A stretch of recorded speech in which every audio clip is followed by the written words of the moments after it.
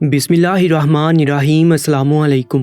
درباری T V YouTube channel پر آپ سب کو خوش آمدید کہتے ہیں۔ میرا نام نذیرہ ہے اور میرا تعلق خوشاب کے ایک گاؤں سے ہے۔ میں پچھلے 11 سالوں سے دائی کے فرائض اس گاؤں میں انجام دے رہی تھی۔ جب میں نے کام شروع کیا تھا تو میں صرف اپنے گاؤں تک ہی محدود تھی، لیکن آہستہ آہستہ میری شہرت ارد گرد کے دوسرے گاؤں میں بھی پہنچ گئی تھی، اور پھر دوسرے گاؤں میں دائی کے ہوتے ہوئے بھی دوسرے گاؤں والے مجھے ہی بلاتے تھے۔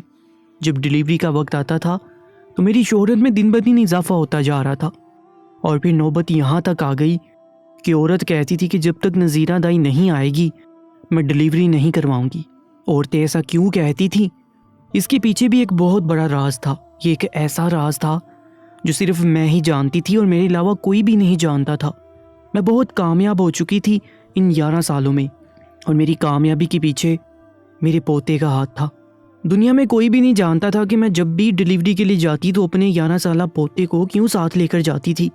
یہ راز صرف مجھے معلوم تھا، اور میں نے آج تک کسی پر افشا نہیں کیا تھا اس راز کو۔ یہاں تک کہ میرے پوتے کو بھی نہیں معلوم تھا کہ میں اسے اپنے ساتھ کیوں لے کر جاتی ہوں۔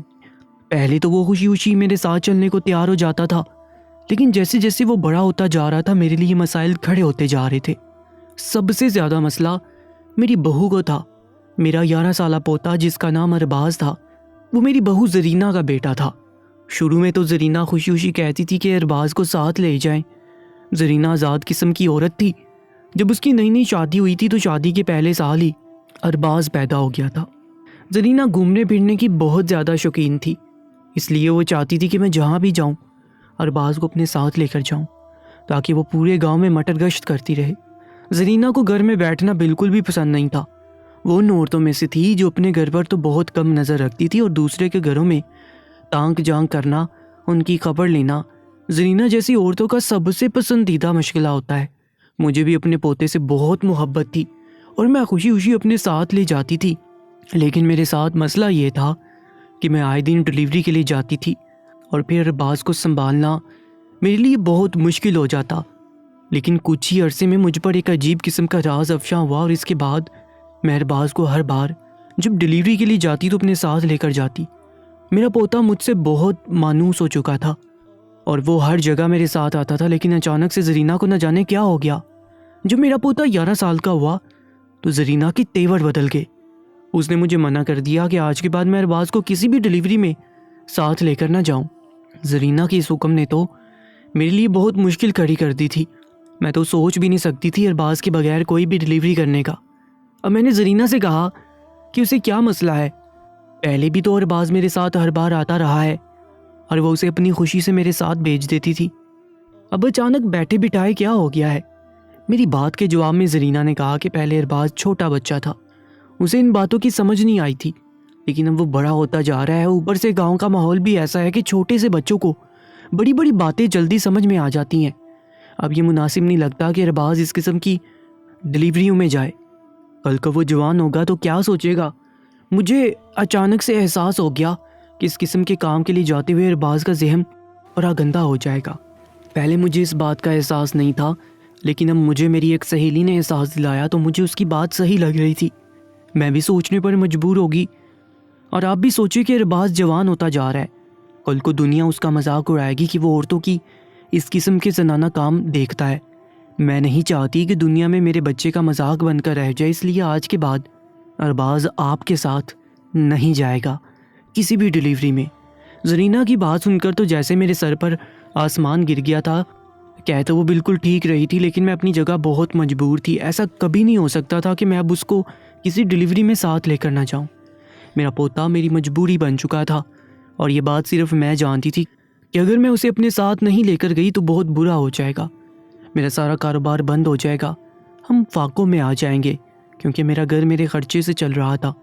میرا بیٹا جو کہ اب جوئے اور نشے کی لت میں لگ چکا تھا، کچھ بھی کما کر گھر نہیں لاتا، اور میری بہو بھی کچھ کمانے کے قابل نہیں رہی۔ اس کو صرف دوسروں کی زندگیوں میں جھانکنے کی عادت تھی، دوسروں کی ٹو میں ہر وقت لگی رہتی تھی۔ میں اس گھر کی واحد کفیل تھی اور مجھے اپنا گزارا کرنا تھا۔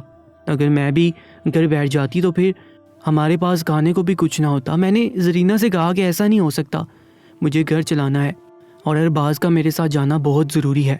میری بات سن کر زرینہ آپے سے باہر ہوگی اور بہت غصہ کرنے لگی۔ اس نے کہا کہ کیا آپ میرے بیٹے کو ایک برا انسان بنانا چاہتی ہیں؟ کتنی عجیب بات ہوگی نا کہ جب وہ بڑا ہوگا تو سب لوگ اسے پوچھیں گے کہ ڈیلیوری کیسے ہوتی ہے۔ میں یہ باتیں یوں ہی نہیں کہہ رہی تھی، مجھے میری دوست نے بتایا کہ وہ کہیں جا رہی تھی، راستے میں ارباز کھڑا تھا اور کچھ لڑکے اس سے پوچھ رہے تھے ڈیلیوری کے متعلق۔ وہ تمام لڑکے ارباز کے ہی ہم عمر تھے اور یہ واقعہ سن کر تو میں حقیقی معنوں میں پریشان ہو گئی ہوں۔ میں ارباز کو آپ کے ساتھ بھیج دیا کرتی تھی تاکہ مجھے آسانی ہو، لیکن مجھے احساس نہیں تھا کہ بات اس حد تک بڑھ جائے گی۔ زرینہ کی بات اپنی جگہ بالکل ٹھیک تھی، لیکن میں خود غرض ہو چکی تھی، کیونکہ اس کے بغیر نہ میرا کام چل سکتا تھا نہ میرا گھر چل سکتا تھا، اور یہ ایسا راز تھا جسے میں زرینہ کے سامنے بیان نہیں کر سکتی، بلکہ کسی کے بھی سامنے بیان نہیں کر سکتی تھی۔ پھر یوں ہوا کہ میں زرینہ سے چھپ کر اس کو ساتھ لے کر جانے لگی۔ جب بھی مجھے کسی ڈیلیوری کے لیے جانا ہوتا تو میں پہلے زرینہ کو کسی بہانے سے گھر سے باہر بھیج دیتی اور پھر اپنے پوتے کو ساتھ لے کر جاتی۔ صرف یہی نہیں کہ میں اسے ساتھ لے کر جاتی تھی، بلکہ جس کمرے میں ڈیلیوری ہو رہی ہوتی تھی میں اپنے پوتے کو وہیں پر ہی کھڑا رکھتی تھی۔ اس بات پر کافی عورتیں اعتراض بھی کرتی کہ لڑکا بڑا ہو گیا ہے، اسے کمرے سے باہر نکالو، لیکن میں کہتی تھی کہ اگر یہ کمرے سے باہر چلا گیا تو میں بھی چلی جاؤں گی، ڈیلیوری نہیں کروں گی۔ لیکن ہر عورت میرے سے ہی ڈیلیوری کروانا چاہتی تھی، کیونکہ میرا ہاتھ بہت آسان تھا، اور ماں اور بچہ دونوں ہمیشہ سلامت ہی رہتے تھے اور صحت مند بھی، ورنہ دوسری جو بھی عورت آتی تھی وہ تو عورت کے اندر ایسی خرابیاں پیدا کر دیتی تھی کہ وہ کافی عرصہ بیماری میں گزار دیتی تھی۔ میری ڈیلیوری چھوڑ کر جانے سے سب عورتیں خوف زدہ ہو جاتی تھی کہ کوئی مسئلہ نہ ہو جائے۔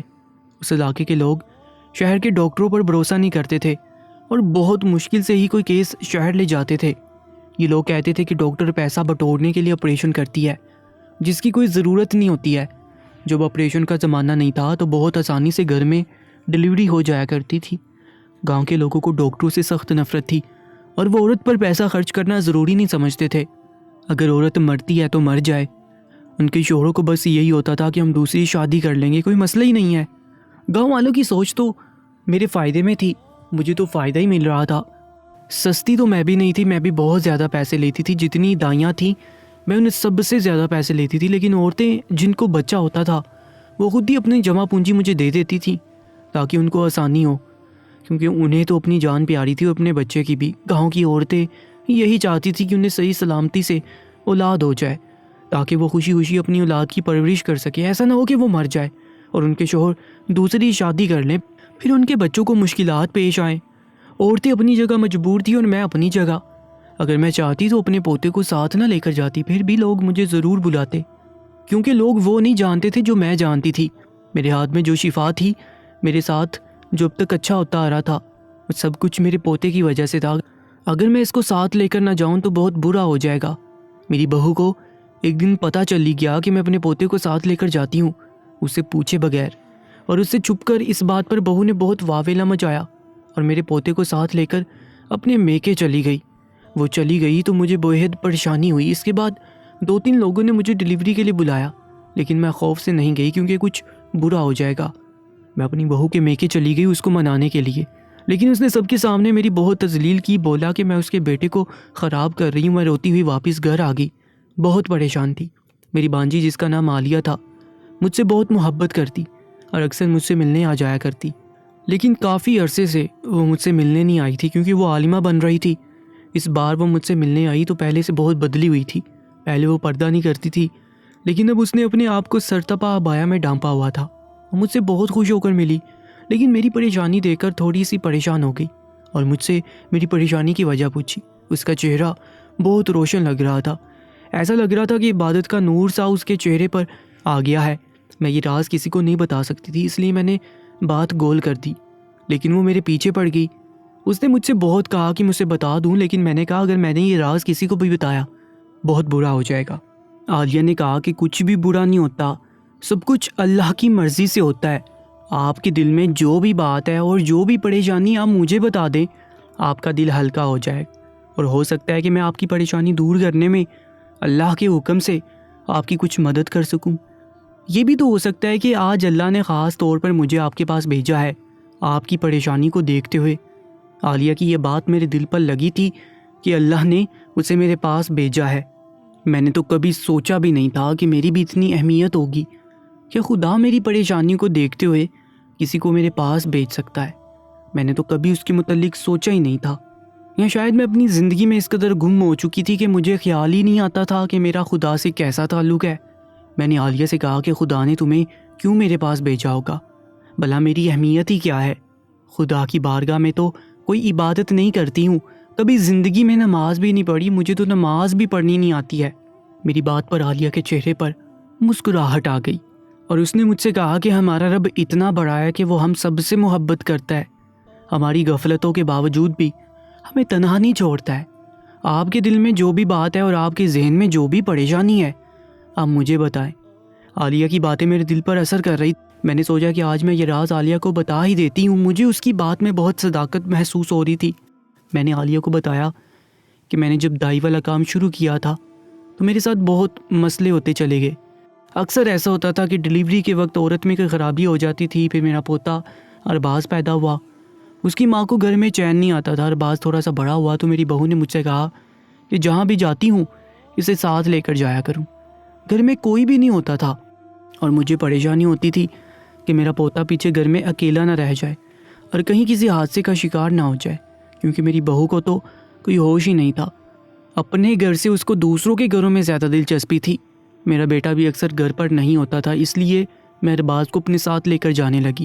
پھر ارباز بڑا ہوتا گیا تو میں نے سوچا کہ میں اسے ساتھ لے کر نہ جاؤں۔ ایک دن میں ارباز کو ساتھ لے کر نہیں گئی تو ڈیلیوری کے وقت اس عورت کا بچہ مر گیا۔ یہ بات میرے لیے بہت پریشانی کا باعث تھی کہ میرے ہاتھوں سے کسی کی جان چلی جائے۔ میں واپس گھر آ گئی اور سارا دن اس واقعے کو سوچ کر پریشان رہی۔ رات کو مجھے نیند آئی تو ایک بارش بزرگ میرے خواب میں آئے۔ وہ بہت روحانی لگ رہے تھے۔ انہوں نے مجھ سے کہا کہ تمہارا پوتا تمہارے لیے بہت خوش قسمت ہے، آج تم اسے ساتھ لے کر نہیں گئی ہو اس لیے بچہ مر گیا ہے۔ آئندہ ڈیلیوری میں لے کر جانا، ورنہ اس بار تو بچہ مر گیا، اگلی بار اپنے پوتوں کو ساتھ لے کر نہیں گئی تو پھر بچے کے ساتھ ساتھ ماں بھی مر جائے گی۔ میری جب آنکھ کھلی تو میں بہت پریشان ہوگی۔ اس کے بعد میں ہر بار اس کو ساتھ لے کر جاتی تھی۔ میرا پوتا بڑا ہوتا چلا گیا، پھر میں نے ارادہ کیا کہ میں اب اسے نہیں لے کر جاؤں گی، کیونکہ عورتیں بھی اعتراض کرتی تھیں کہ لڑکا بڑا ہو گیا ہے، اس کا آنا مناسب نہیں۔ جیسے ہی میں یہ ارادہ کر کے سو جاتی کہ اگلی بار اس کو ساتھ لے کر نہیں جاؤں گی تو اس رات وہی بارش بزرگ میرے خواب میں آتے تھے اور کہتے تھے کہ تمہیں اب ساری زندگی اپنے پوتے کو ساتھ لے کر جانا پڑے گا، ورنہ وہی ہوگا جو میں نے پہلے بھی کہا تھا۔ میں نے اس بزرگ سے سوال کیا کہ اگر ارباز جوان ہو گیا تو بھی کیا میں اسے اپنے ساتھ لے کر جاؤں گی؟ تو اس بزرگ نے جواب دیا کہ ہاں، اسے ساتھ لے کر جانا چاہیے، وہ جوان ہی کیوں نہ ہو جائے، ورنہ بہت برا ہو جائے گا جس کا تصور بھی نہیں کر سکتی ہو، تم جیل بھی جا سکتی ہو۔ تب سے لے کر میرے ساتھ یہی مسئلہ پیش آ رہا ہے۔ میں جب بھی ارادہ کرتی ہوں کہ اب اس کو ساتھ لے کر نہیں جاؤں گی تو اسی رات وہ بزرگ میرے خواب میں آ کر یہی سب باتیں کہتے ہیں۔ میں نے عالیہ سے کہا کہ میرا مسئلہ یہ ہے کہ میرا گھر اسی کام سے چلتا ہے اور میں کام نہیں چھوڑ سکتی، اور اگر میں نے یہ کام چھوڑ دیا تو میرے گھر کا چولہا ہی نہیں چلے گا۔ ارباز کو ساتھ لے کر جانا میری مجبوری ہے، ورنہ وہی ہوگا جو ان بزرگ نے کہا ہے، کیونکہ وہ بہت ہی نورانی شخصیت کے مالک تھے اور وہ جھوٹ نہیں بول سکتے۔ مجھے نہیں پتا کہ وہ بزرگ کون ہے، لیکن مجھے اتنا پتا ہے کہ وہ سچے ہیں۔ میری بات سن کر عالیہ کے چہرے پر مسکراہٹ آ گئی اور اس نے کہا کہ خالہ، میں آپ کو بتاتی ہوں کہ وہ بزرگ کون ہے، میں جانتی ہوں اچھی طرح سے کہ وہ کون ہے۔ عالیہ کی بات سن کر تو میں حیران ہو گئی۔ مجھے توقع نہیں تھی کہ عالیہ ان بزرگ کو جانتی ہوگی۔ پھر مجھے خیال آیا کہ عالیہ عالمہ بن رہی ہے، ضرور اس کا کوئی روحانی تعلق بن چکا ہے اور واقعی میں وہ بزرگ کو جانتی ہے۔ میں نے تجسس کے مارے بے چین ہو کر عالیہ سے پوچھا کہ مجھے بتاؤ کہ وہ بزرگ کون ہے اور میرے ہی خواب میں کیوں آتے ہیں۔ میری بات سن کر عالیہ نے کہا، ہاں میں جانتی ہوں وہ کون ہے خالہ، وہ شیطان ہے۔ عالیہ کی بات سن کر تو میرے سر پر جیسے آسمان گر گیا تھا اور میرے پیروں تلے سے زمین سرک گئی تھی۔ وہ اتنے مقدس بزرگ کے بارے میں کیا بول رہی تھی؟ میں حیران ہو گئی۔ عالیہ نے کہا کہ خالہ، میں سچ بول رہی ہوں، وہ کوئی بزرگ نہیں ہے، وہ ایک شیطان ہے اور اس نے اتنے سالوں سے آپ کو وہم اور وسوسے میں ڈال رکھا ہے۔ شیطان کا تو کام ہی انسانوں کی زندگی اجیرن کرنا ہے، تو اس نے اتنے سالوں سے آپ کی زندگی بھی اجیرن کر کے رکھی ہوئی ہے۔ میں حیران ہو کر عالیہ کو دیکھ رہی تھی۔ عالیہ نے کہا کہ خالہ، آپ بتائیے شیطان کیا کرتا ہے؟ خالہ، شیطان کچھ بھی نہیں کرتا ہے، صرف انسان کے ذہن میں ایک وسوسہ ڈال دیتا ہے اور انسان اس وسوسے کو سوچ سوچ کر زندگی کو مشکل بنا دیتے۔ یہی کام شیطان نے آپ کے ساتھ کیا ہے، آپ کے خواب میں آ کر۔ جب اصلی زندگی میں شیطان انسان کو بہکانے میں ناکام ہو جاتا ہے تو وہ انسان کے خواب میں آ جاتا ہے، کیونکہ اس کو پتہ ہوتا ہے کہ انسان بہت جلدی اس قسم کے خوابوں کا یقین کر لیتا ہے۔ اسی طرح سے وہ نورانی بن کر بہت سارے لوگوں کے پاس آ جاتا ہے۔ اولیاء کو بھی گمراہ کرنے میں اس نے کوئی کسر نہیں چھوڑی تھی، لیکن جب وہ اس قسم کی کوئی چیز دیکھتے ہیں تو تعوذ اور تسمیہ پڑھتے ہیں تو شیطان فوراً غائب ہو جاتا ہے۔ لیکن عام انسان کو شیطان کی چال سمجھ میں نہیں آتی ہے۔ آئندہ آپ خوش رہیے گا اور آپ آج ہی ڈیلیوری کے لیے جائیں گے جس کے لیے آپ کو بلایا گیا ہے۔ عالیہ کے زور دینے پر میں ارباز کے بغیر ہی ڈیلیوری کے لیے چلی گئی تو زچہ اور بچہ دونوں سلامت تھے، تو مجھے یقین آ گیا کہ واقعی میں وہ شیطان تھا جو اتنے سالوں سے میرے خواب میں روحانی بزرگ کے طور پر آ کر مجھے خوف زدہ کر رہا تھا۔ میں نے واپس آ کر جب عالیہ کو بتایا تو اس نے کہا کہ دیکھیں میں نے ٹھیک کہا تھا، جب آپ نے شیطان کا وسوسہ اپنے ذہن سے نکال دیا تو کچھ برا نہیں ہوا۔ سوچیے اگر آپ اس کو جوانی میں بھی ساتھ لے کر جاتی تو کس قدر برا ہوتا، کہ بے پردگی ہوتی۔ یہی تو شیطان چاہتا ہے۔ میرا دل خوش ہو گیا، میری پریشانی دور ہوگی۔ عالیہ اپنے گھر واپس چلی گئی اور میں اس رات بہت سکون سے سوئی۔ لیکن اچانک وہی بزرگ، بلکہ بزرگ نہیں وہ شیطان میرے خواب میں پھر سے آیا جو بہت غصے میں لگ رہا تھا۔ آج اس کا چہرہ نورانی کم اور غصے میں لال زیادہ لگ رہا تھا۔ اس نے مجھ سے کہا کہ میں نے اچھا نہیں کیا عالیہ کی باتوں میں آ کر۔ عالیہ تو بے وقوف لڑکی ہے، ایک چھٹانک بھر لڑکی کو غیب کا بھلا کیا علم ہو سکتا ہے؟ اس کی بات سن کر میں نے خواب میں ہی اس کو جواب دیا کہ غیب کا علم تو تمہارے پاس بھی نہیں ہے، یہ علم تو صرف اللہ کے پاس ہے، اور میں پہچان گئی ہوں کہ تم کوئی بزرگ نہیں ہو، تم شیطان ہو۔ تمہارا کام ہی انسانوں کے ذہنوں میں وسوسہ ڈالنا ہے، چاہے وہ حقیقت کی صورت میں ہو یا خواب کی صورت میں ہو۔ تمہارا کام ہی لوگوں کو پریشان کرنا ہے۔ پھر میں نے تعوذ اور تسمیہ پڑھنا خواب میں ہی شروع کیا تو وہ غائب ہو گیا۔ جب میری آنکھ کھلی تو میں حیران رہ گئی کہ کیسے میرے خواب میں ہی اس کو جواب دے دیا تھا۔ میں عالیہ کے پاس گئی، اسے اپنا خواب سنایا تو عالیہ بہت خوش ہوگی اور مجھے مبارکباد دی۔ عالیہ اس قدر خوش ہوگی کہ خوشی سے رونے لگی، اس کی آنکھوں میں آنسو آ گئے۔ میں نے اس سے رونے کی وجہ پوچھی تو اس نے کہا کہ مجھے بہت خوشی ہو رہی ہے کہ آج میں نے اور آپ نے شیطان کو مات دے دی۔ آپ سوچ نہیں سکتی کہ خدا نے مجھ سے یہ نیکی کا کام لیا ہے اور میں کس قدر خوش ہوں۔ جب عالیہ نے ایسا بولا تھا تو مجھے اس کے رونے کی وجہ سمجھ میں آئی۔ اس کے بعد میں اکیلے ہی ڈیلیوری کے لیے جانے لگی اور اپنے پوتے کو نہیں لے کر جاتی تھی، اور پھر لوگوں نے میرے پیسے بھی بڑھا دیے۔ میرے رزق میں اس قدر برکت آ گئی کہ جس کا کوئی حساب نہیں تھا۔ میں نے اپنی بہو سے بھی معافی مانگی اور اسے واپس لے آئی۔ اچانک سے میں نے دیکھا کہ میرا بیٹا جو نشے کی لت میں مبتلا ہو چکا تھا، آہستہ آہستہ اس نے بھی نشہ چھوڑ دیا تھا اور وہ کاروبار کرنے کے بارے میں سوچ رہا تھا۔ پھر اس نے سبزیوں کی ریڈی لگانا شروع کر دی اور ہمارے رزق میں بہت برکت آنے لگی۔ تب مجھے احساس ہوا کہ رزق حلال میں برکت ہے۔ میں آپ سب سے بھی یہی کہوں گی کہ شیطان کے وسوسوں میں نہ آئیں، اس کے وسوسوں میں آ کر اپنی زندگی اجیرن نہ بنائیں۔ اگر اس قسم کا کوئی شخص نورانی بن کر آپ کے خواب میں آتا ہے اور اس قسم کا کوئی حکم دیتا ہے جو قرآن اور حدیث کے خلاف ہو تو یقین جان لیجئے کہ وہ کوئی بزرگ نہیں بلکہ آپ کا دشمن ہے۔ عالیہ نے ٹھیک کہا تھا کہ شیطان کچھ نہیں کرتا، صرف ایک وسوسہ انسان کے ذہن میں ڈال دیتا ہے اور ہم اس وسوسے کے پیچھے چلنے لگتے ہیں بنا سوچے سمجھے۔ دوستو ایسی سچے واقعات کے لیے ہمارے یوٹیوب چینل کو سبسکرائب کر لیجئے گا۔